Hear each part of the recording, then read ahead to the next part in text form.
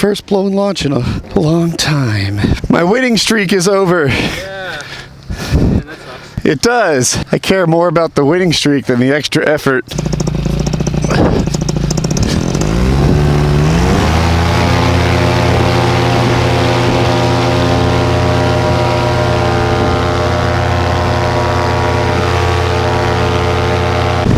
All right.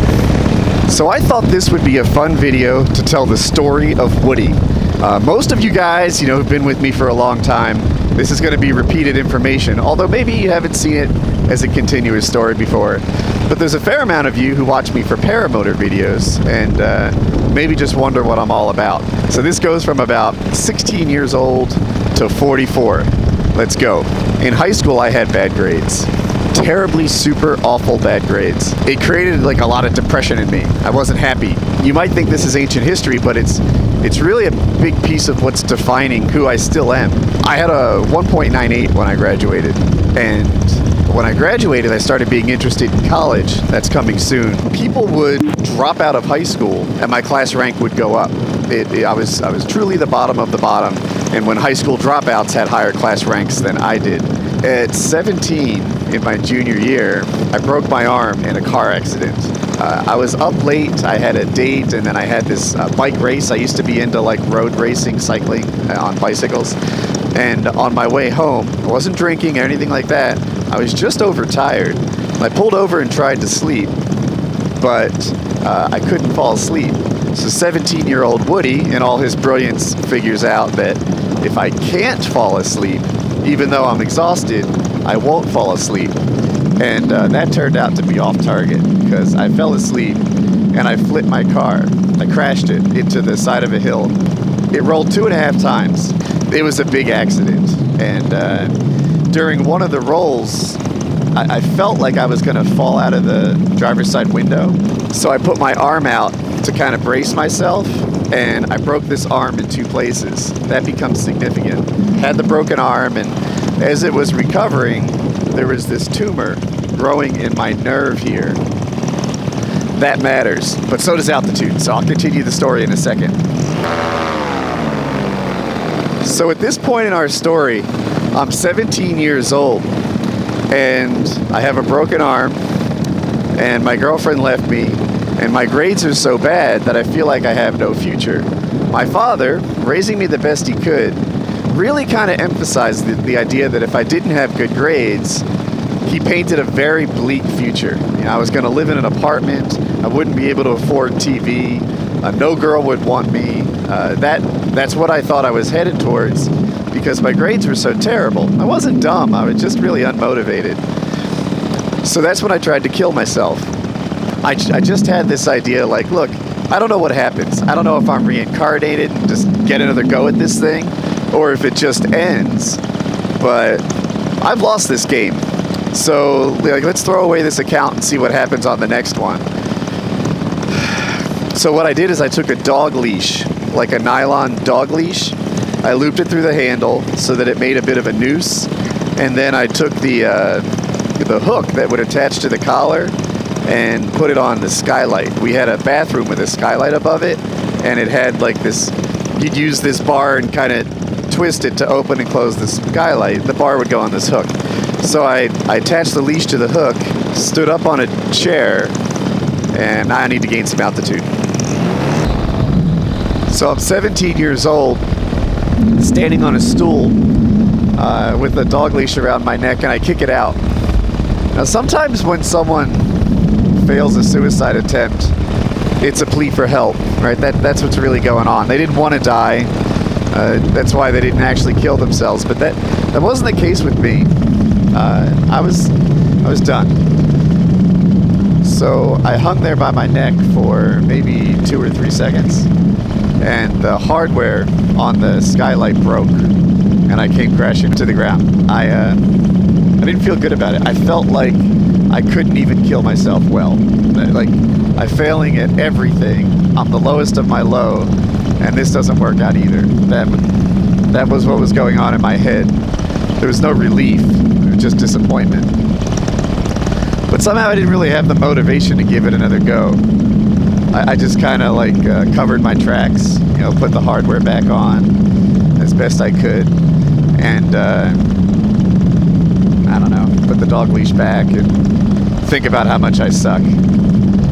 So, but I had the broken arm. Now, I worked all the time. As soon as, actually even before I was old enough to legally work, I had to get a job. That's how my family was. When I had a broken arm, I couldn't get a summer job. Nobody would hire me. They all look at it and they say, nope, you're not for us. They'd hire someone healthy. And that was my savior.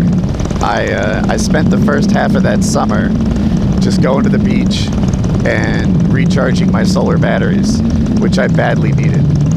I had a friend who rented out chairs and umbrellas, so I would just go and sit with him while he worked and splash in the water, surf, play, talk to girls. I picked up so many girls that summer. I didn't sleep with a single one, but I kissed a bunch, I took them to the movies, and I felt like people liked me. I felt popular. I wasn't that popular in high school. So, towards the end of the summer, as the college kids left for school, positions opened up for me, you know, and I became a beach and umbrella chair rental guy too. I loved that job. You know, I had a savage tan, which back in the 90s was cool. And it was like my beach. This was my beach. But I knew in my head that the lifeguard at the front of the beach, he was king of the beach. Like, beach chair umbrella guys, okay, but those lifeguards were the coolest. And every so often they'd save lives, which was neat too. I love being the hero. I love being a good guy. I decided I wanted to be a lifeguard, and I set my mind to it. To be a lifeguard on the beach in Ocean City, it's not, there's no interview. They don't talk to you or anything. They hold an athletic competition, and they hire the top guys. So I knew I'd be a pretty good swimmer because I had been a surfer at this point for like 6 years. I also knew that I wasn't a real swimmer. So I joined the high school swim team, and that went awesome. Like, 6 weeks into it, I was one of the top guys. There were some hiccups, like my grades were so bad, I became ineligible, I had to bring them up. Then after Christmas break, I was able to swim, and to put it all to rest, by the end of the year, I was the fastest guy on the team. And we had I had 2 school records, and I got 5th in the state on a relay, which was really neat to me. Like, that was a big accomplishment. I got one of those varsity jackets, and I just felt cool.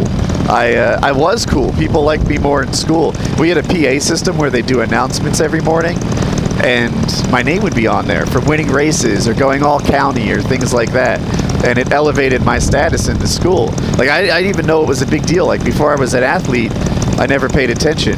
But when my name would be on there, people in the hallways would be congratulating me on my swimming success. And swimming's not football or, even baseball, but it's a thing, and your name gets on there, and it was my first taste of success. So, after my swimming, I tried out to be a lifeguard, and things didn't look good. They had 7 job openings, and there were 70 applicants. They'd be there dressed in like their collegiate swim team gear, like their LaSalle swim cap. I remember I went there with my mom, and she came back to the house, and she told everyone, like, oh, it's so sad. He works so hard, and he doesn't have a chance. You look at the bodies of these top guys, and look at me, and I just, like, dude, they were perfect specimens, If alien spacecraft came and wanted to find, like, the perfect example of a human male, they would get some of these competitors of mine. But I could swim, and more than that, a lot of these guys were pool swimmers, and I was an ocean swimmer, which is where the test took place. I remember on the first race, you had to swim half a mile out and half a mile back. It was a mile swim. I set up a block up current, so everyone else swam against the current because they were trying to go straight to the buoy, and I was like, if I set up a current, I can just let the current take me that block. And I did real well in that race, and it was like my first, I can hang with these guys. I think I got like 4th out of 70. I didn't win any of the events, but I won the overall. Out of the 70 people, numero uno, man. And that was a huge, that success. Like, oh my God, I didn't feel like a loser anymore. And I love that job. That lifeguard job still defines like a big part of who I am. over the 4 years I did it, I had over 130 rescues.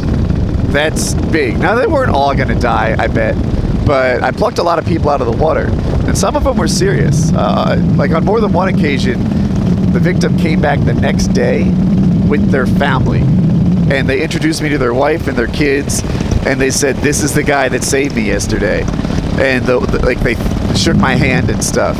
And that sticks with you. I'm very proud that like a family had a father in it because of me. Like that's a big. You know, you can categorize that as big or small as you want, but for me it's giant, and it's one of the things that I've done with my life so far. So I got into college. I wanted to keep swimming, so I called up coaches, swimming coaches, and said, "Hey, these are my times. Can we ignore this whole admissions thing?" And I found a guy who could get it done, who could get me into college in spite of my grades. My freshman year went great. I even got a school record my freshman year as a swimmer, which is kind of cool, like as a freshman to get a record. But remember that car accident with the broken arm? I had a tumor growing in the ulnar nerve. You can see the scar. And I had to have an operation to have it removed. It was growing.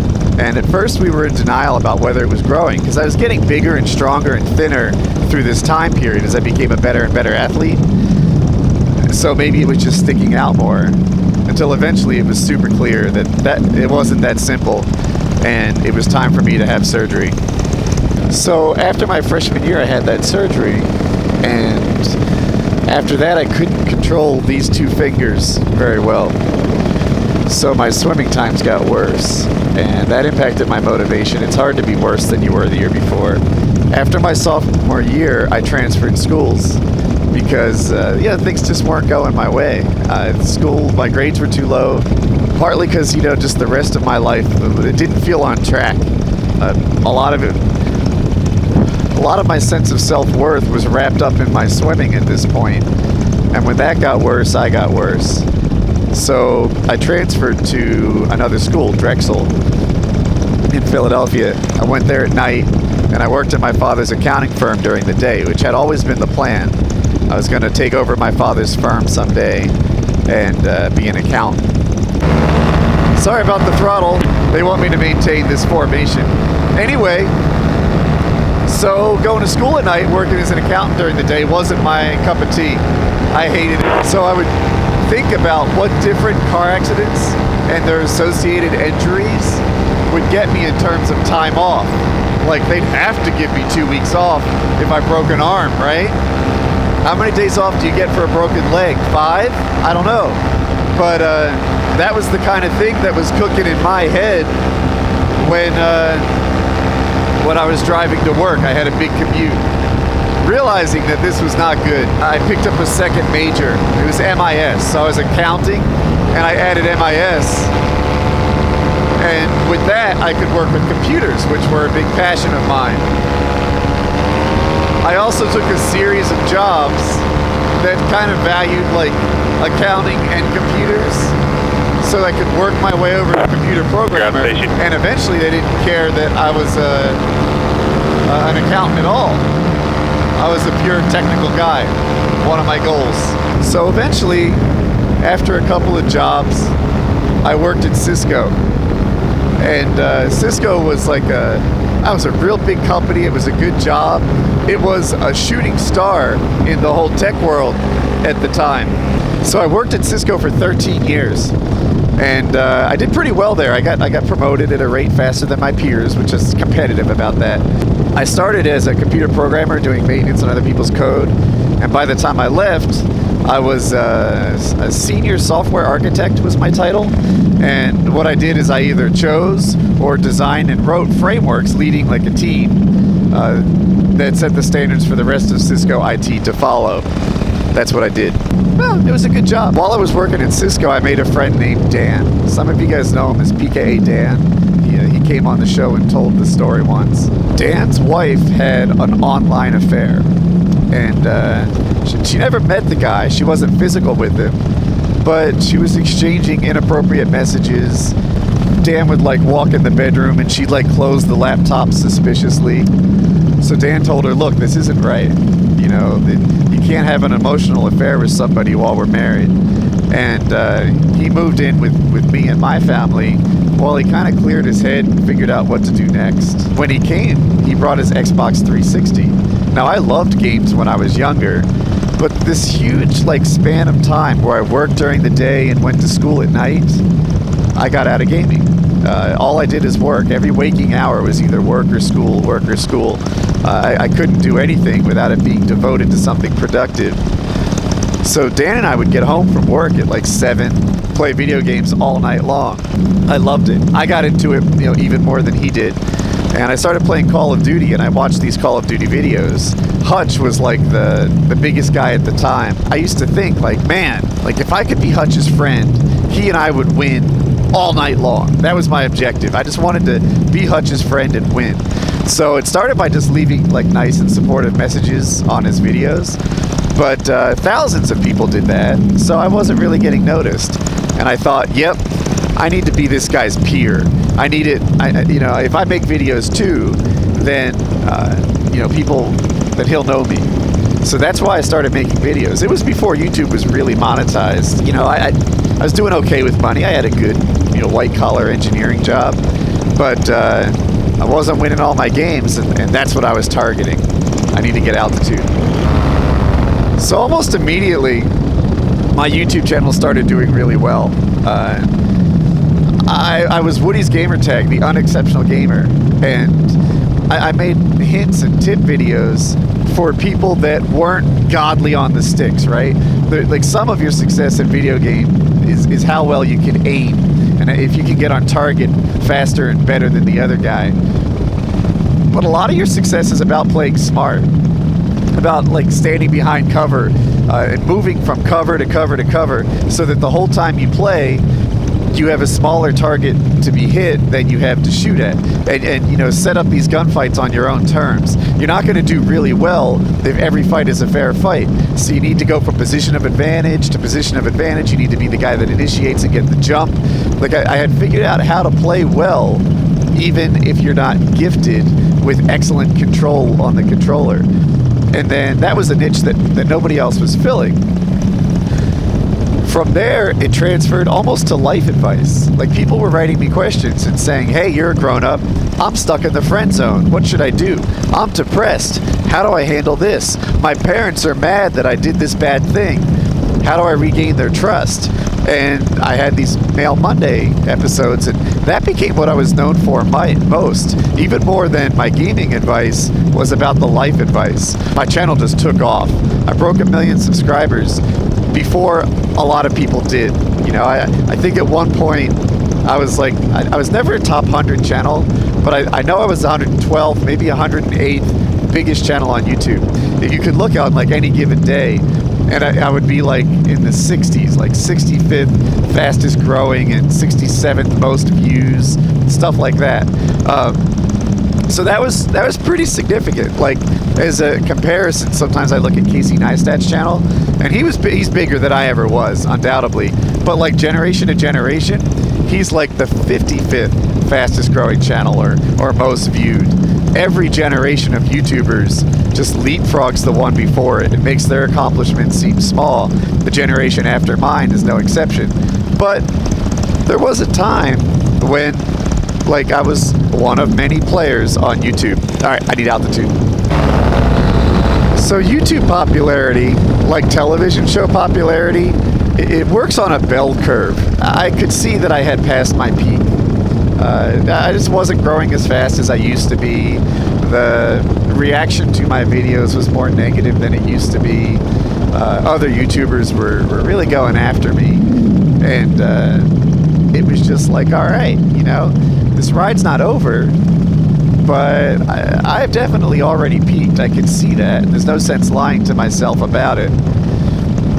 The thing is, YouTube is an opportunity magnet. If you've got, probably at the time I had 10 million people a month, 13 million people a month watching my videos. 13's where I peaked. You can do stuff with that. That could be a thing. A young guy named Dylan came to me and said, we should start a Minecraft server. I started one with a guy much smaller than you, and this is how profitable it was. He's like, if you just take that and extrapolate it to your reach, then, you know, we can really do something special here. So we started a Minecraft server together, and we didn't turn out to be a real good fit business-wise, so I bought out his side. But I started the Minecraft server and used my YouTube popularity to promote it. It didn't take long. Within like 6-7 months, it was one of the top Minecraft servers on the planet in terms of popularity. And the game mode that we were most popular for, Factions, was the most profitable of Minecraft game modes. It wasn't really planned like that. I didn't know anything about Factions when I first started. Real quick, I'm not at altitude yet. We opened Factions and it sucked. And these really dedicated faction servers were hating on me hard. They were like, Woody said he was going to make the best server in the universe, and we played it and it sucks for this, that, and the other reason. So I called these guys because they sounded like experts, and I hired them. We put them on the payroll, and they were a big part of our success. They were like, all right, this is what makes a good faction server. This is how you play, and this is what's essential. Within 2 months or so, we were at a whole nother level than we started as. I look back at some of my hiring decisions as the reason that WoodyCraft did so well. Like, at the time I thought maybe it was me, but it had a lot to do with just getting the right pieces in place, the right tech guys, the right game guys, and making a mode that the people liked a lot. So, like my YouTube channel, my Minecraft server's popularity was a bell curve.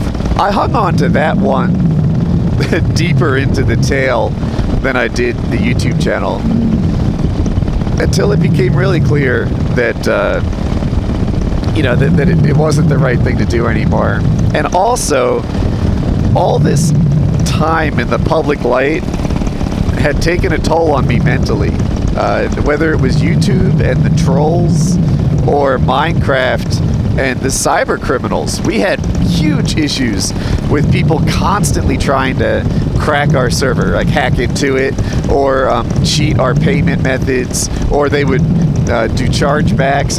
Like, we had giant issues with just people robbing me constantly. I had enough.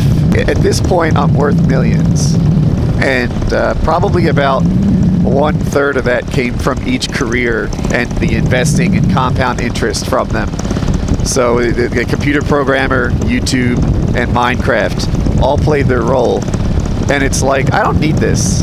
I don't need this. I'm gaining weight. I don't feel healthy, either physically or mentally. Like, my family is great. My finances are great, but my fitness and mental health are crap. I ran the Minecraft server for free for like 7 months, maybe, something like that, so that anyone who bought something got their value. And I also didn't reinvest into it, hoping it would get less popular, and then people would stop playing it. When I shut it down, like in my dreams, people don't even notice, you know? There were only a couple hundred people going to it anymore, and they would just be like, yeah, we saw this coming. I shut down the Minecraft server and then just started recharging me. That's what I've been doing for a while. We bought a big house on a big plot of land. Like this, it's probably not the smartest investment idea, but we bought it for cash. I didn't want a mortgage. I didn't want pressure. I wanted to be clear, not owe anybody anything or have to work tomorrow. So we sized it and bought something that we could afford. I just fly my Paramotor and enjoy my time and recharge my mental batteries while I figure out what's next. I might work again or I might not, but I'm definitely really happy with where I am. Now I just kind of play in the air and the sky and do my thing. So there you have it. That's the story of Woody. Some potentially fatally bad decisions and some real good ones. So I think I'm gonna wrap the commentary here, come in for a landing, and call this a win, because I've enjoyed talking to you guys. I hope you enjoy my outro.